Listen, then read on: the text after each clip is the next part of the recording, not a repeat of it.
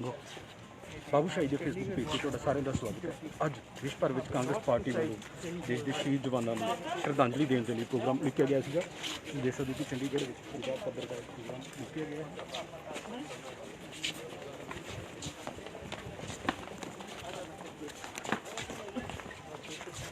कांग्रेस से लेकर खड़े होकर राउंड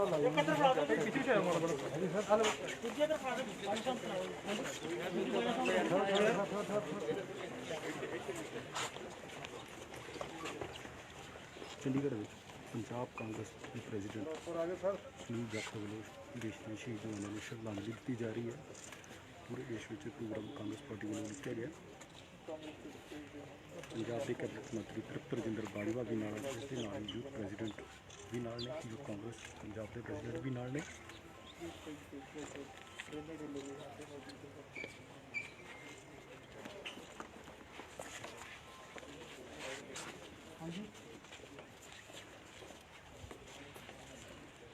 शहीद जवान अमर रहे, शहीद जवान अमर रहे, शहीद जवान अमर रहे, शहीद जवान अमर रहे।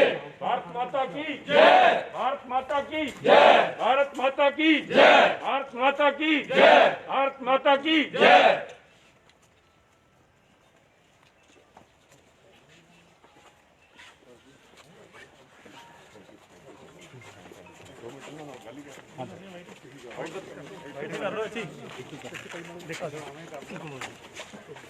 राहुल माइक ऑन करो।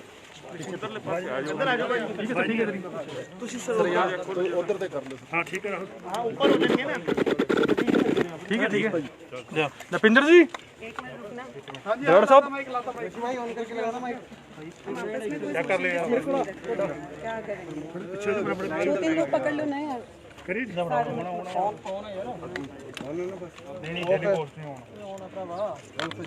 माइक ऑन है। चलो जी ऑन है माइक। खोल दो थोड़ा जा। थोड़ा पीछे हो जाओ।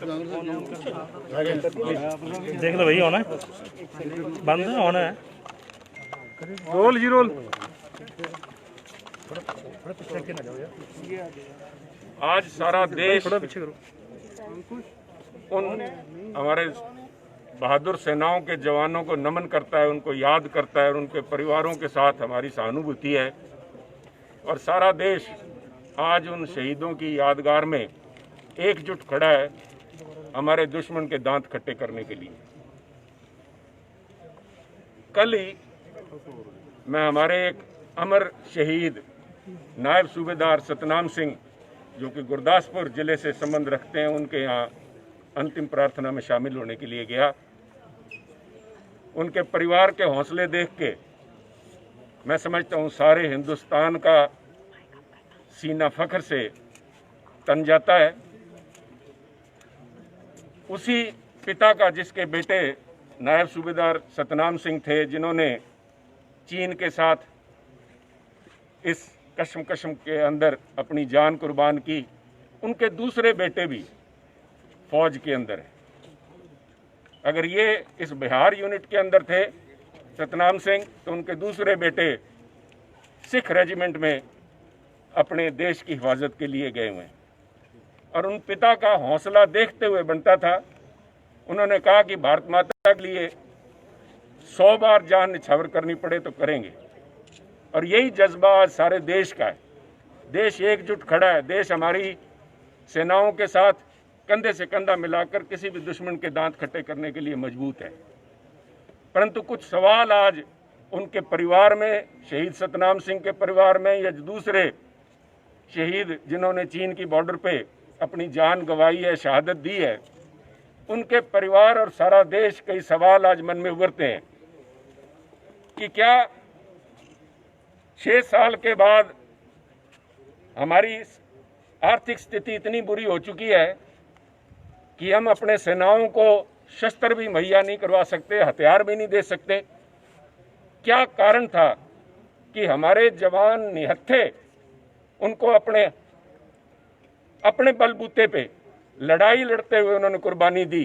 ये बिल्कुल सही है कि एक एक ने 10 को मारा, परंतु मैं समझता हूँ अगर उनके पास सही मायने में असला बारूद होता, हथियार होते, तो शायद 1 की जगह 10 की जगह 100 मारते।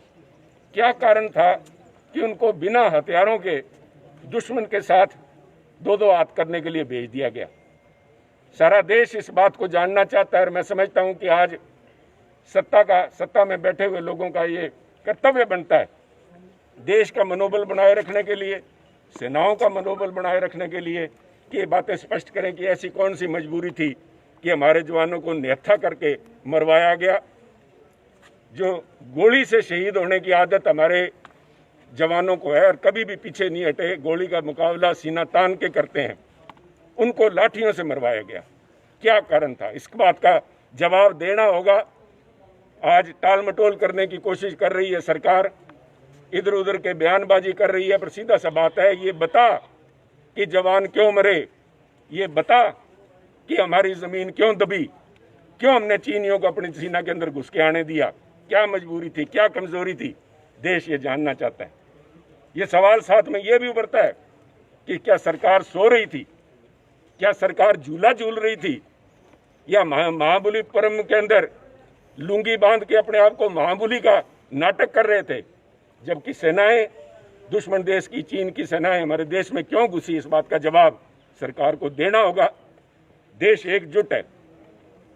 आज अगर कमी है किसी की, हमारी सेनाओं की बहादुरी के ऊपर कोई भी किंतु परंतु नहीं कर सकता, परंतु कमी कहाँ है कि हमारे जवान शहीद हुए, हमारी सेनाओं के अंदर दुश्मन घुसाया। मुझे तो एक ही पंक्ति याद आती है, क्योंकि पंजाब की इस सूरमाओं की धरती के ऊपर जब मैं आज खड़ा हूं तो मुझे एक बात आती है, जे होंदियां सरकारां तां मुल पाउंदियां जो सिंघां ने तेगा मारियां ने। एक सरकार बाजों शाह मोहम्मदा फौजां जित के भी आ जा रही ने। क्या वजह हुई? कमी फौजों में नहीं थी, कमी लीडरशिप में है। उस लीडरशिप की कमी को जब तक अपनी कमजोरियों को छिपाने का प्रयास करते रहेंगे, अपने आप को बहकाने का प्रयास करते रहेंगे, देश को बहका सकते हैं, परंतु यथार्थ क्या है उसके ऊपर खुलासा करके हमारे सेनाओं का मनोबल मजबूत करिए। देश आज एकजुट खड़ा है, सरकार के साथ खड़ा है, देश एकजुट होकर हमारी सेनाओं के साथ खड़ा है, हमारे बहादुरों के साथ खड़ा है, परंतु हमारा एक ही मकसद है कि हमारे उन शहीदों की कुर्बानियां व्यर्थ ना जाएं, हमारी सीमाएं सुरक्षित हों, हमारा देश सुरक्षित हो और हमारे जवानों को बेफजूल किसी की इमेज बनाए रखने के लिए, किसी का छवि बनाए रखने के लिए उनको कुर्बानी ना देनी पड़े। सर एक मोदी साहब ने सिर्फ बिहार के फौजियों का नाम लिया, साढ़े पंजाब के फौजियों का नाम नहीं लिया जा रहा था, की कहना है? बहुत ही मैं समझता हूँ कि मैंने जब बात की है, ये कमी लीडरशिप की है। आज उस किस्म की लीडरशिप हमारे को, हमारा दुर्भाग्य है देश का कि जो देश को हिस्सों में बांटना चाहती है। जब आप देखिए जो खून गिरा सरहद पे, वो खून था हिंदुस्तानी। अगर उसको आप बिहार और पंजाब के इस तरह बांट के देखेंगे तो मैं समझता हूं कि हमारे सेनाओं का मनोबल कम होगा। मेरी एक ही बेनती है सरकार से, देश की सुरक्षा के साथ खिलवाड़ ना करें। आपकी छवि लोगों के सामने बिल्कुल स्पष्ट हो चुकी है। झूला झूल के, या जिस तरह आपने कहा था कि चीनी जो सरकार है देखना चाहती है कि हम क्या चीज़ हैं, उन्होंने देख लिया कि आप क्या चीज़ हो, परंतु देश की सुरक्षा के साथ इस किस्म का खिलवाड़ हमें नहीं करने देंगे। Thank you.